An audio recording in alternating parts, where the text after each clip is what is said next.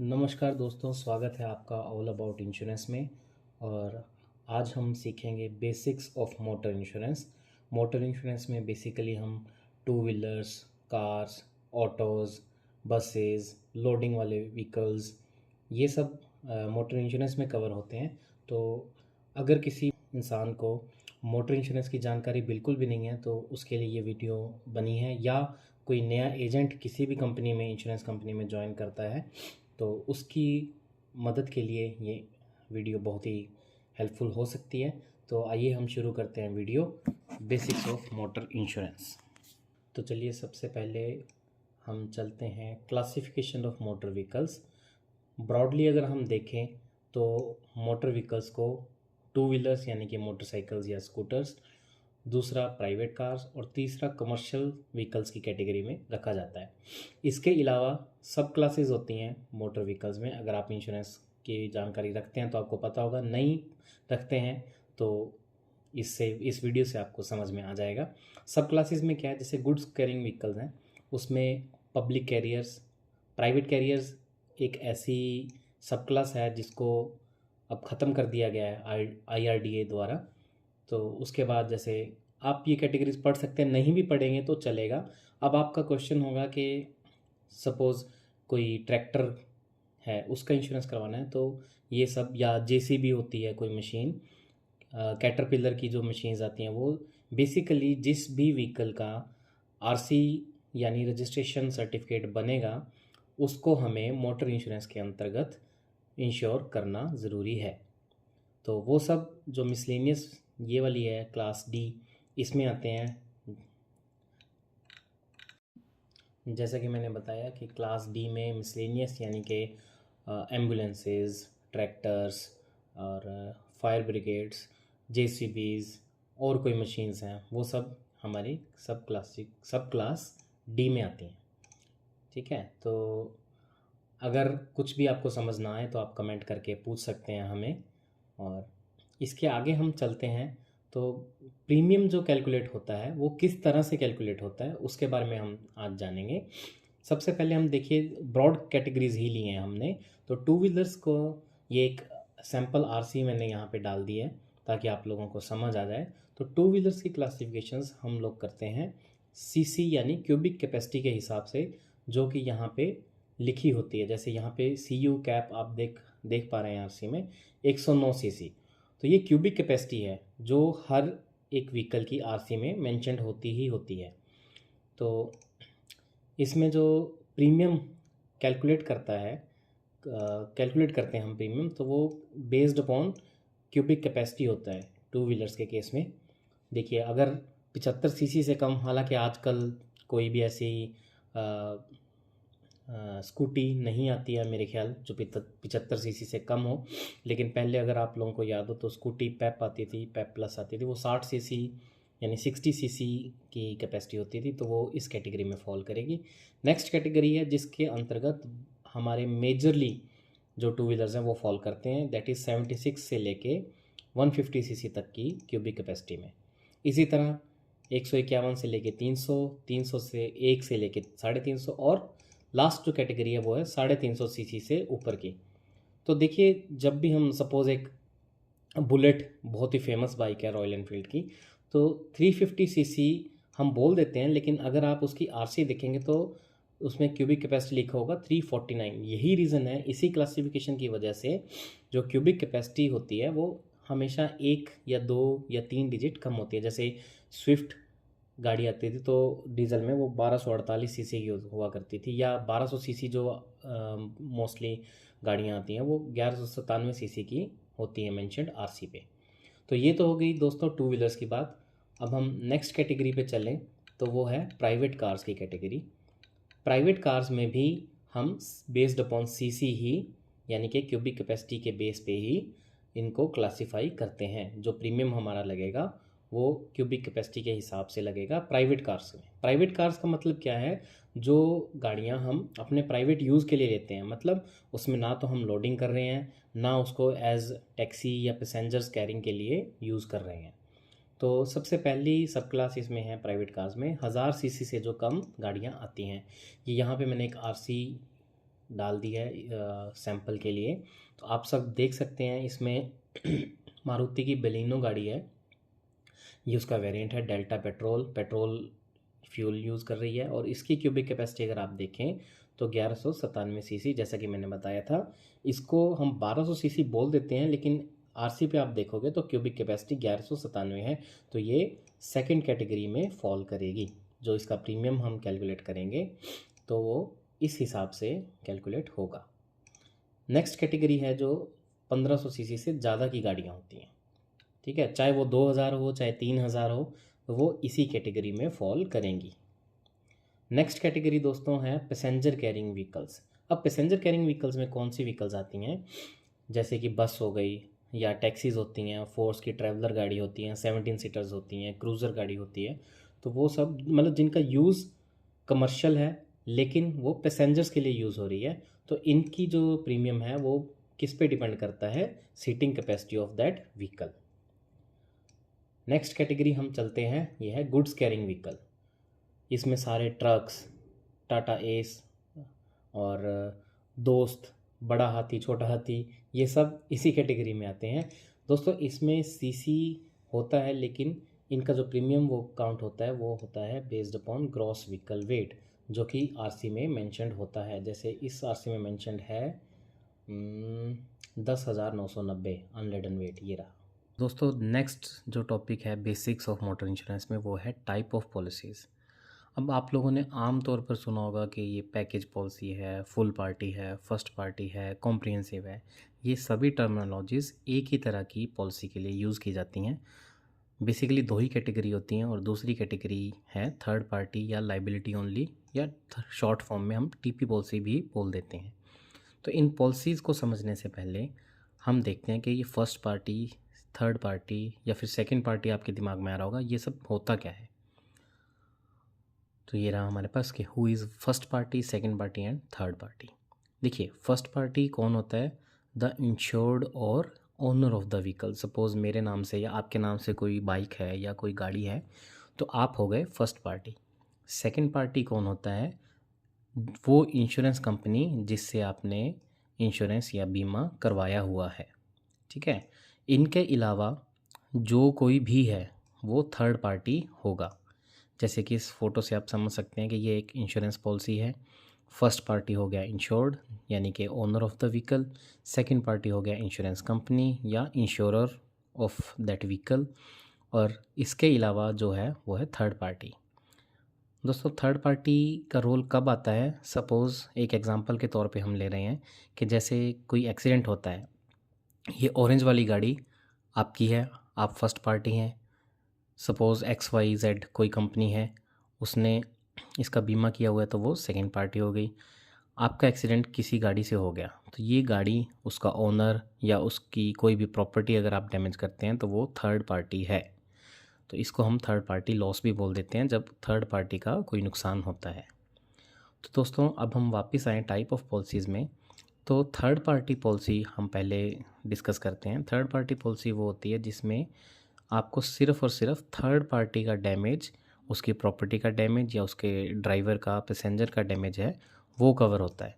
इसमें आपकी गाड़ी की कोई भी वैल्यू नहीं लगती, या आईडीवी हम जिसको बोलते हैं, आईडीवी आगे चल के समझते हैं। तो थर्ड पार्टी में जैसा कि मैंने बताया, सिर्फ़ और सिर्फ जो थर्ड पार्टी लॉस है वो ही कवर होगा, any kind of third party loss, ठीक है।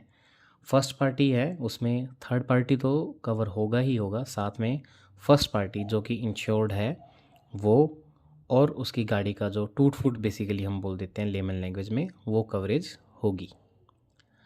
तो अब मैंने यहाँ पे बोला था कि थर्ड पार्टी में गाड़ी की, इस बाइक की, किसी भी व्हीकल की वैल्यू ज़ीरो लगती है, और फर्स्ट पार्टी में उसकी एक वैल्यू लगती है जिसको हम सम इंश्योर्ड भी बोल देते हैं। तो वो आईडीवी, इंश्योर्ड्स डिक्लेयर्ड वैल्यू, होती क्या चीज़ है बेसिकली। आप अगर आप अपनी किसी भी बाइक या उसका बीमा देखें गाड़ी का, तो उसमें वैल्यू होती है कि 30,000, 50,000, 1,00,000, 5,00,000, इतने वैल्यू है उस गाड़ी की। तो उसको हम इंश्योर्ड डिक्लेयर्ड वैल्यू या शॉर्ट में आईडीवी बोलते हैं। ये होती क्या है, it is deemed to be sum insured for the purpose of policy, यानी जो पॉलिसी हमने ली है इंश्योरेंस पॉलिसी, उसके लिए ये सम इंश्योर्ड होता है। आईडीवी। अब इस आईडीवी को हम फिक्स किस तरह से करते हैं, यानी कि अगर गाड़ी की कीमत है 5 लाख, लेकिन अगर आपको कोई मिसगाइड करके कह रहा है कि कोई सपोज़ कोई एजेंट ही है, मैं किसी को भी एक एग्जांपल के तौर पे समझा रहा हूँ, किसी को भी मैं लेट डाउन नहीं कर रहा हूँ यहाँ पर, आपको कहता है कि मैं 10 लाख वैल्यू लगा दूँगा, तो ये जस्टिफाइबल बिल्कुल भी नहीं है, क्योंकि क्लेम के टाइम आपको प्रॉब्लम आएगी। तो आईडीवी एक बहुत सेंसिटिव मैटर है, सबसे ज़्यादा सेंसिटिव मैटर है मैं कहूँगा मोटर इंश्योरेंस के केस में। तो आईडीवी को हमें हमेशा ध्यान से लगाना भी है अगर आप एजेंट हैं, और लगवाना भी है अगर आप इंश्योर्ड हैं या कस्टमर हैं। तो आईडीवी को हम एक एग्जांपल लेके समझ लेते हैं इस टेबल के हिसाब से कि ये टेबल क्या कहना चाह रहा है। हम अपना एक कैलकुलेटर ओपन करते हैं। देखिए इसमें लिखा है फिक्सेशन ऑफ आईडीवी, ठीक है, ये जीआरस बोलते हैं इनको, जनरल रेगुलेशंस जो आईआरडीए इशू करता है। तो इसके हिसाब से ये कह रहा है कि अगर व्हीकल की एज 6 मंथ से ज़्यादा नहीं है तो 5% का डेप्रिसिएशन लगेगा। अब इसको हम एग्जांपल बहुत ही सिंपल एग्जांपल के तौर पे मैं आपको समझाता हूँ। सपोज़ हमने एक कार ख़रीदी जिसका एक्स शोरूम प्राइस है 10 लाख रुपए, ठीक है। अब जैसे ही गाड़ी शोरूम से निकलती है तो हम कहते हैं ना कि गाड़ी तो लेते ही डेप्रिसिएशन शुरू हो जाती है उसकी। तो डेप्रिसिएशन क्या है कि हम ये मान के चलते हैं कि कोई भी गाड़ी अगर बिक गई, ऑन रोड आ गई शोरूम से निकल के, तो उसकी 5% कीमत कम हो जाती है। तो अगर हमने कोई गाड़ी एक्स शोरूम प्राइस 10 लाख पे ख़रीदी, तो बीमे पहले बीमे में उसकी जो कीमत लगेगी यानी कि आईडीवी लगेगी वो 5% माइनस करके लगेगी। तो हम इसमें से 5% माइनस किया यानी कि 50,000, 5% हो 10 लाख का 5% हुआ 50,000। इसको कम किया तो आईडीवी आ गई, यानी कि जो कीमत लगेगी वो 9.5 लाख लगेगी, ठीक है। इसके बाद अगर वो फर्स्ट बीमा ख़त्म हो गया, 1 साल हो गया गाड़ी को, जैसा कि हमने बोला कि 6 महीने के बाद वो 15% डेप्रिशिएट करनी है हमें, ठीक है। अगर उसकी एज 1 ईयर से लेके 2 ईयर्स तक है, यानी कि अगर 10 लाख की हमने ख़रीदी, ठीक है, उसके बाद उसकी कीमत एक फर्स्ट बीमे में कीमत लगी 9.5 लाख, ठीक है। उसके बाद हम एक्स शोरूम पे दोबारा जाएंगे। एक्स शोरूम प्राइस जो था 10 लाख रुपए, सेकंड बीमा जो होगा उसका 1 साल कंप्लीट होने के बाद उसमें इसकी 20% वैल्यू हम कम कर देंगे, जो कि 2 लाख बनेगी, और इसकी कीमत हो जाएगी 8 लाख रुपए। यानी कि पहले इंश्योरेंस में कीमत लगी 9.5 लाख, दूसरे इंश्योरेंस में कीमत लगेगी 8 लाख रुपए। इसी तरह हम 2 से 3 साल, 3 से 4 साल, 4 से 5 साल, 20, 30, 40, 50% ऑफ एक्स शोरूम हम माइनस करेंगे। लोग आपको मिसगाइड करेंगे, ठीक है। कैसे करते हैं? 9.5 लाख कीमत पहले बीमे में लगी, तो दूसरे बीमे में क्या करेंगे, इसका 10% या माफ़ कीजिएगा 15% माइनस कर देंगे, और बोलेंगे कि जी 5% पहले हुआ था और 15% अब कर दिया, तो 15 और 5 20% हो गया। तो दोस्तों ये कीमत 8,07,500 आती है, जबकि जो रूल हमें बोलता है कि हमें एक्स शोरूम का 20% माइनस करना है, जो कि आई थी 8 लाख रुपए। तो इसी तरह 7,500 रुपये कीमत ज़्यादा लग गई। इसी तरह हम अगर आगे आगे चलते जाएंगे, आने वाले सालों में इसकी कीमत लगाएंगे, तो वो मार्जिन जो है 40-50 हज़ार तक का हो जाएगा, और उस टाइम आपको क्लेम लेने में बहुत ही प्रॉब्लम आएगी। तो हमें आईडीवी का बहुत ही सेंसिटिव इशू है, जैसे मैंने समझाया। तो आईडीवी को लेते वक्त हमें बहुत ही ध्यान रखना है, और इसी तरह से ये जो टेबल है हमारे पास, इसके अनुसार हमें डेप्रिसिएशन कीमत पे लगानी है। तो अब दोस्तों आपके दिमाग में ये क्वेश्चन आ रहा होगा, क्योंकि ये जनरली क्वेरीज़ आती हैं कि हमारे पास सपोज़ कोई बीमा करना है, मैं एक एजेंट हूँ, मेरे पास बीमा करने के लिए कोई गाड़ी आती है जो कि 3-4 साल पुरानी है या 5 साल पुरानी है, ठीक है, और उसकी पुरानी इंश्योरेंस हमारे पास नहीं है, अवेलेबल नहीं है, या किसी ने करवाया ही नहीं है। तो उस केस में हम उसकी आईडीवी कैसे फ़िक्स करें, ठीक है। तो ये जो वेबसाइट हमने दे रखी है idv.gicouncil.in, ये वेबसाइट मैंने पहले से ओपन करके रख रखी है। एक डेमो के लिए आरसी मैंने ले रखी है यहाँ पे, ठीक है। दिल्ली रजिस्टर्ड गाड़ी है, 8वां महीना 2021 की मैन्युफैक्चरिंग डेट है। तो एग्जैक्टली हमें आरसी की डिटेल्स इसमें डालनी है, जो जीआईसी यानी कि जनरल इंश्योरेंस काउंसिल का आईडीवी कैलकुलेटर हमने ओपन किया है। यहाँ पे देखिए दोस्तों 4 व्हीलर ही है, क्योंकि हम प्राइवेट कार का वैल्यू चेक कर रहे हैं। तो स्टेट में हम डालेंगे, दिल्ली रजिस्टर्ड है तो हमने दिल्ली डाल दिया। ईयर है 2021, मंथ है 8th यानी कि अगस्त। मेक में हम डाल देंगे मारुति सुजुकी, ये आ गया बलिनो। और वेरिएंट हमने कौन सा है इसमें देखें तो डेल्टा पेट्रोल, और क्यूबिक कैपेसिटी है 1197 सीसी, ये डाल दिया हमने डेल्टा। शो प्राइस पे क्लिक करेंगे तो 5,53,000 इसकी इंडिकेटिव आईडीवी। इंडिकेटिव लिखने का क्या मतलब है यहाँ पे कि ऐसा भी हो सकता है कि ये गाड़ी में बहुत सारे डेंट्स हों या विंडशील्ड टूटी हुई हो, बहुत सारे स्क्रैचेस हों, तो ये वैल्यू इससे कम हो जाएगी। ठीक है, ये इंडिकेटिव आईडीवी का मतलब ये है कि अगर इसकी कंडीशंस बिल्कुल ओके है, गाड़ी सिंगल हैंड रही है, अच्छी चली है, संभाल के रखी है ओनर ने, तो उसकी वैल्यू इतनी होनी चाहिए, मार्केट वैल्यू। ठीक है दोस्तों, तो इससे ज़्यादा हमें आईडीवी इस गाड़ी के लिए पर्टिकुलर के लिए नहीं लेनी है। इसी तरह आप देख सकते हैं कि आप किसी भी स्टेट में हैं तो उस स्टेट का आप रजिस्टर्ड जिस स्टेट में है व्हीकल, वो स्टेट चूज़ कर सकते हैं। ईयर हमारे पास बहुत सारे हैं, जो भी ईयर किया। आरसी आपको बड़े ध्यान से, आरसी हर इंश्योरेंस के साथ आपको लेनी है। आरसी के हिसाब से ही डिटेल्स इसमें हमने फीड करनी है। फिर ये मैन्युफैक्चरिंग मंथ आ गया, उसके बाद ये बहुत सारी गाड़ियाँ की कंपनीज़ आ गई हैं। ठीक है, उसके बाद ये मॉडल्स आ गए और ये वेरिएंट्स आ गए। तो हमें बहुत ही ध्यान से सारी डिटेल्स सही से डालनी है ताकि हमें आईडीवी एकदम एक्यूरेट मिले। चलिए अब वापस हमारे टॉपिक पे चलते हैं। तो नेक्स्ट जो बेसिक कंसेप्ट है वो है नो क्लेम बोनस।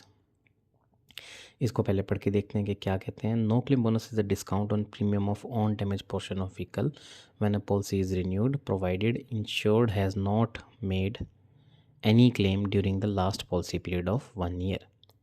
तो दोस्तों यहाँ पे ये क्या कहना चाह रहा है कि अगर आप 1 साल तक गाड़ी को इंश्योर कराने के बाद बिना किसी क्लेम के या बिना किसी एक्सीडेंट के आप चलाते हैं, कोई क्लेम नहीं लिया आपने कंपनी से, तो आपको कुछ ना कुछ फ़ायदा मिलता है। बोनस मैंने फ़ायदा, देखिए इस वर्ड को हम पढ़ेंगे कि नो क्लेम अलग वर्ड है और बोनस अलग है।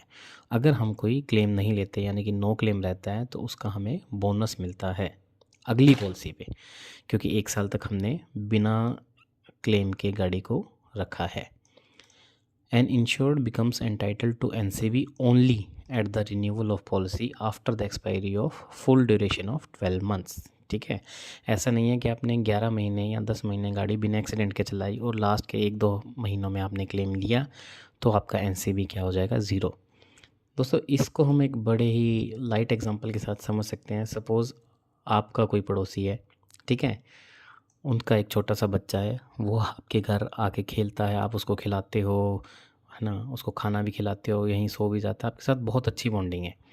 तो वो पड़ोसी कभी भी अपने बच्चे को आने से नहीं रोकेगा। लेकिन एक बार भी ऐसा हुआ कि खेलते टाइम बच्चा गिर गया, उसको चोट लग गई, तो वो 1 साल के लिए आपके घर नहीं आने देगा अपने बच्चे को। ठीक है, तो उसी तरह से अगर आप 5 साल तक या 3 साल 4 साल जब तक भी आप NCB के साथ गाड़ी चला रहे हैं, यानी कि कोई क्लेम नहीं लिया आपने, लेकिन 3rd ईयर में कोई क्लेम आ गया सपोज़, तो आपका NCB 0 हो जाएगा और वो फिर से 0 से स्टार्ट होगा। कैसे, देखिए ये टेबल को हम देखते हैं कि 20% डिस्काउंट कब मिलेगा हमें, नो क्लेम मेड और pending during the preceding full year of insurance. यानी कि सपोज़ हम एक बिल्कुल ब्रांड न्यू गाड़ी खरीदते हैं, ठीक है, हमने उसका इंश्योरेंस करवा लिया, 1 साल तक हमने कोई क्लेम नहीं लिया। नेक्स्ट टाइम 1 साल के बाद यानी कि 12 महीने के बाद जब हम रिन्यू करेंगे पॉलिसी तो हमें 20% का बोनस मिलेगा। ठीक है, इसी तरह अगर हमने 2 साल तक लगातार कोई क्लेम नहीं लिया, एक तो जो नई गाड़ी ली थी फर्स्ट ईयर, उसके बाद हमने 20% ले लिया NCB, उसके बाद भी हमने अगले साल कोई क्लेम नहीं लिया, तो सेकंड रिन्यूअल पे यानी कि 3rd इंश्योरेंस पे हमें 25% NCB मिलेगा। इसी तरह 3rd रिन्यूअल पे 35, 4 साल नहीं लिया तो 45, और मैक्सिमम इसकी सीलिंग जो है 5 साल तक अगर आपने पॉलिसी पे कोई क्लेम नहीं लिया है तो 50% एनसीबी आपको मिल जाएगा। अगर इसके बाद भी सपोज़ 6th ईयर में आपने कोई क्लेम लिया तो ये 50% जो है वो ज़ीरो हो जाएगा, और फिर से आप 1 साल अगर क्लेम नहीं लेंगे यानी कि फुल 12 मंथ्स, ठीक है, तो वो फिर 20% होगा, फिर 25 होगा, फिर 35, इसी तरह से ये चलता रहेगा। आई होप आप सबको क्लियर हो गया है। नहीं क्लियर हुआ है तो आप कमेंट सेक्शन में जाके कमेंट करके पूछ सकते हैं। दोस्तों लास्ट टॉपिक इसमें जो है पीए ओनर ड्राइवर कवरेज, या इसको compulsory PA owner driver coverage भी बोला जाता है। ये क्या होता है दोस्तों? The owner of an insured vehicle is termed as owner driver. ठीक है, जो सपोज़ मेरे नाम कोई व्हीकल है तो आरसी भी मेरे नाम ही होगी ऑब्वियसली, तो इंश्योरेंस भी मेरे नाम ही होगा, और मैं ही अपनी गाड़ी या बाइक चला रहा हूँ तो मैं उसका क्या हो गया, ओनर भी हो गया और ड्राइवर भी हो गया, तो मैं हो गया ओनर ड्राइवर। और मेरे नाम पे पर्सनल एक्सीडेंट का मतलब ही ये है कि जो रजिस्टर्ड ओनर है उसी के नाम पे हम पीए कवर या पर्सनल एक्सीडेंट कवर देते हैं। The personal accident to owner driver cover is provided to owners of all individually owned vehicles, यानी कि रमेश, सुरेश, राम, श्याम, जिसके भी नाम से व्हीकल है या आरसी है, इंडिविजुअल है, वो एक इंडिविजुअल है, तो उसको हम ये कंपलसरी है ये कवरेज देना। Vehicles registered in the name of company और organisations do not have compulsion. ठीक है, तो कई बार आपको मिसगाइड किया जाता है कि हम ये पीए हटा देंगे, पीए कवर नहीं देंगे। ठीक है, तो it is a compulsory coverage.